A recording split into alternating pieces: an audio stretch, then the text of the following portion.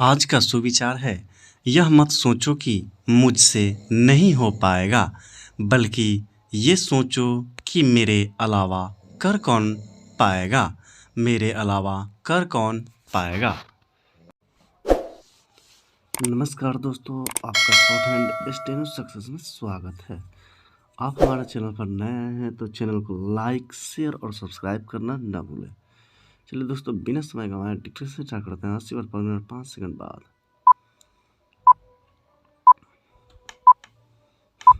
Start.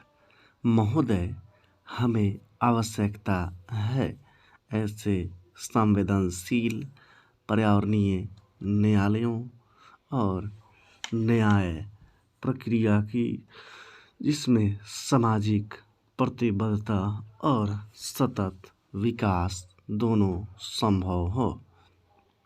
सभी प्रक्रियाओं को तेज करने, मॉनिटर करने और निगरानी के लिए एक शक्तिशाली उत्प्रेरक पर्यावरणीय लोकपाल पद्धति की आवश्यकता है, जो पर्यावरण सुरक्षा के सक्रिय प्रहरी की भूमिका निभा सके और जिसमें उच्चतम न्यायालय के अतिरिक्त अन्य न्यायालय का हस्तक्षेप न हो सके, जो राजनीतिज्ञों की पहुंच के बाहर हो। सामाजिक कार्यकर्ता और दिन से दिन आदिवासी भी जिस तक आसानी से पहुंच सके तथा जो जनता और संसद के प्रति उत्तरदायी हो। लोकपाल पद्धति का ढांचा, कार्यविधि ऐसी होनी चाहिए कि वास्तव में पर्यावरण सुरक्षा और संरक्षण तथा जीवमंडल की अखंडता बनी रहे। अति प्राचीन उपनिवेशवादी जटिल और मूल व्यवस्था से प्रबंध कौशल, वैज्ञानिक साधन, नए प्रयोग करने और नई परिस्थितियों के अनुकूल बनाने की क्षमता के अभाव में प्रौद्योगिक आतंकवाद और उन नई चुनौतियों का मुकाबला करना संभव नहीं है जिनका सामना इस उपग्रह पृथ्वी और इसके निवासियों को करना पड़ रहा है। हमारी न्यायिक व्यवस्था अनेक प्रकार के संकटों से घिरी है और यदि हम वास्तव में पर्यावरण संबंधी मामलों के साथ न्याय करना चाहते हैं तो ऐसे पर्यावरणीय न्यायाधिकरणों की आवश्यकता है जिनमें विधिवेत्ता और विशेषज्ञ दोनों का सक्रिय सहयोग प्राप्त हो।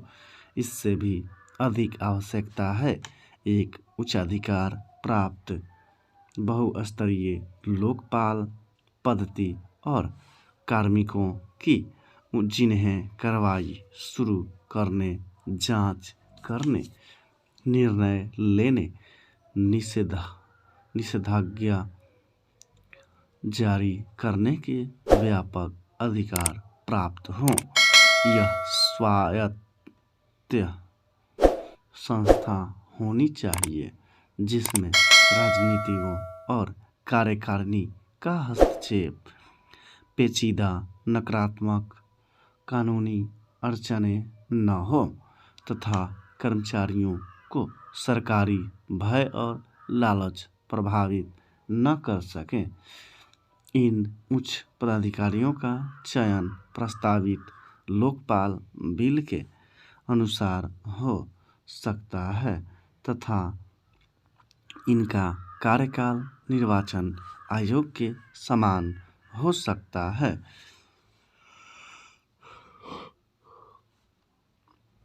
आम नागरिकों और सामाजिक कार्यकर्ताओं के लिए इन उच्चाधिकारियों तक पहुंचने में कठिनाई नहीं होनी चाहिए और आवश्यकता पड़ने पर उन्हें निःशुल्क कानूनी सहायता उपलब्ध कराई जानी चाहिए। सूचना प्राप्त करने की स्वतंत्रता अमेरिका के कानून की तरह स्पष्ट हो और कानून लागू करने का सांविधिक अधिकार इन अधिकारियों को प्रदान किया जाए ताकि इसके अभाव में पर्यावरणीय न्यायालय संस्था का नैतिक पतन न हो। पूर्ण न्याय दिलाना मुख्य उद्देश्य होना चाहिए, न कि केवल आदेश जारी करना। दीवानी न्यायालयों के सामान्य अधिकारों के अतिरिक्त अन्य अधिकार और कानून का उल्लंघन करने वालों के लिए दंड का उल्लेख भी इस कानून में किया जाना चाहिए।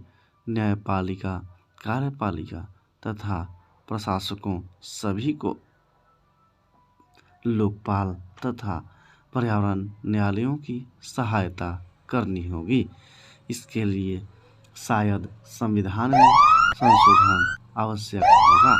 इस विषय में सभी राजनीतिक दलों के सहमत होने के बाद संविधान कोई कठिन समस्या नहीं होगी। तकनीकी मामलों में केवल खंडपीठ पूरी तरह न्याय नहीं कर सकती।